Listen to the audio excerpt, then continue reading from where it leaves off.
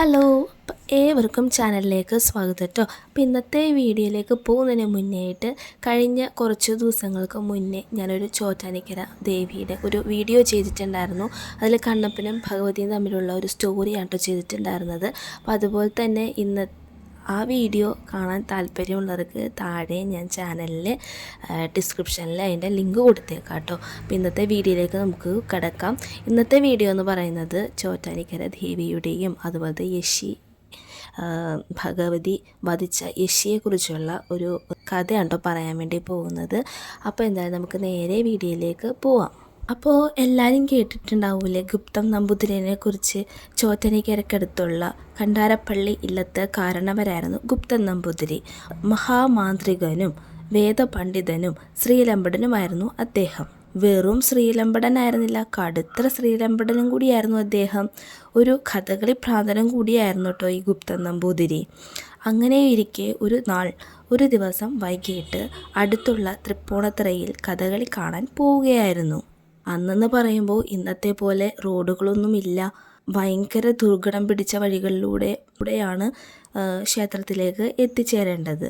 ആയതിനാൽ ചൂട്ട് കത്തിച്ച് അദ്ദേഹം പുറപ്പെടാനായി ആരംഭിച്ചു. പോകുന്ന വഴിയിൽ ഗുരുനാഥനായിട്ടുള്ള കോശപ്പള്ളി നമ്പൂതിരിനെ കണ്ട് ദേവി മഹാത്മ്യം കൊടുക്കേണ്ടതുമുണ്ടായിരുന്നു. ആയതിനാൽ അദ്ദേഹത്തിന് തിരക്കിട്ട് പുറപ്പെടേണ്ടിയും വന്നു. കൂടാതെ അന്നേ ദിവസം പൗർണമിയും കൂടിയായിരുന്നു കേട്ടോ. പോകുന്ന വഴിയിൽ ക്ഷീണം തോന്നിയ അദ്ദേഹം ഒരു പാലമരം കണ്ടപ്പോൾ അതിൻ്റെ ചുവട്ടിൽ വിശ്രമിക്കാമെന്ന് കരുതി. കൂടാതെ വെറ്റിലയും ഉറക്കാൻ തീരുമാനിച്ചു. പെട്ടെന്ന് എവിടെ നിന്നോ പാലപ്പൂവിൻ്റെ മണം ഒഴുകി വരാനായി തുടങ്ങി. തൊട്ടു പിന്നാലെ അതീവ സുന്ദരിയായ ഒരു സ്ത്രീ തൻ്റെ മുന്നിൽ വന്നു നിൽക്കുന്നതായി ഗുപ്തൻ നമ്പൂതിരിക്ക് തോന്നുകയും ചെയ്തു. മുമ്പിൽ വന്ന സ്ത്രീ താൻ വൈന്തലക്കോട്ട് വാര്യത്തെ കാമാക്ഷി വാര്യസ്യരാണെന്ന് സ്വയം പരിചയപ്പെടുത്തി. പിന്നീട് അങ്ങോട്ടേക്ക് ഇരുവരും ഒന്നിച്ച് പല വർത്തമാനങ്ങളും പറഞ്ഞ് ഒരുപാട് ദൂരം നടന്നു. അങ്ങനെ ഗുപ്തൻ നമ്പൂതിരിയും കാമാക്ഷി വാര്യസ്യാരും നടന്ന് കോശപ്പള്ളി മനയുടെ മുന്നിലെത്തി. മഹാമാന്ത്രികനായ കോശാപ്പള്ളി നമ്പൂതിരി ശിഷ്യന്റെ വരവും കാത്ത് പൂമുഖത്തങ്ങ് നിൽപ്പുണ്ടായിരുന്നു.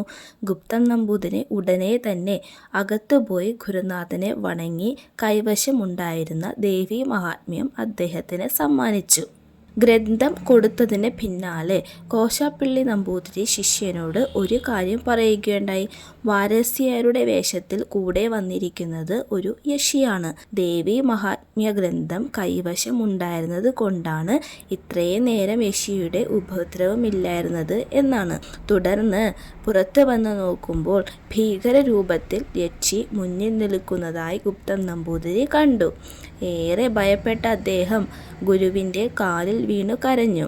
അങ്ങനെ കോശപ്പള്ളി നമ്പൂതിരി തൻ്റെ കൈവശമുണ്ടായിരുന്ന 12 മാന്ത്രിക കല്ലുകൾ ശിഷ്യന് സമ്മാനിച്ച ശേഷം ഇങ്ങനെ പറയുകയുണ്ടായി.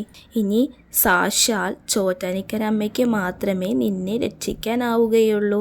നേരെ ചോറ്റാനിക്കര ക്ഷേത്രത്തിലേക്ക് പുറപ്പെട്ടോളൂ. കഥകളി കാണാനൊന്നും പോവേണ്ടതില്ല. അതിനു ശ്രമിച്ചാൽ യക്ഷി നിന്നെ കൊല്ലും.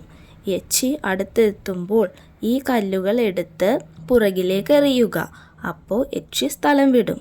അങ്ങനെയാവട്ടെ എന്ന് പറഞ്ഞ് തൻ്റെ ഗുരുനാഥനോട് യാത്ര പറഞ്ഞു ഗുപ്തൻ നമ്പൂതിരി ക്ഷേത്രത്തിലേക്ക് ഓടാനായി തുടങ്ങി.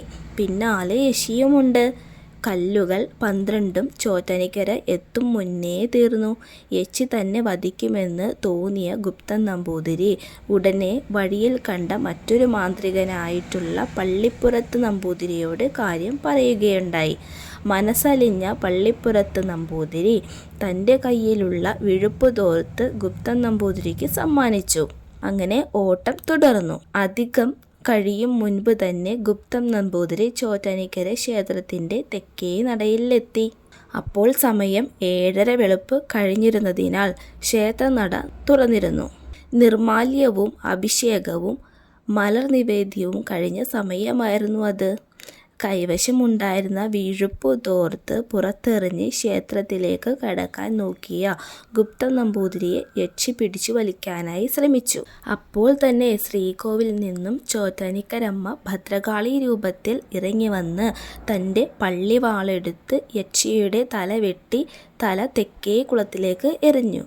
ആ കുളം ഇന്നും രക്തക്കുളം എന്ന് അറിയപ്പെടുന്നു. അന്നത്തെ ചോറ്റാനിക്കര ക്ഷേത്രത്തിലെ മേൽശാന്തിയായിരുന്ന അയിനക്കാട്ട് നരസിംഹ നമ്പൂതിരി ദേവിയുടെ ഉടയാടയിൽ ചോരപ്പാടുകൾ കാണുകയുണ്ടായി.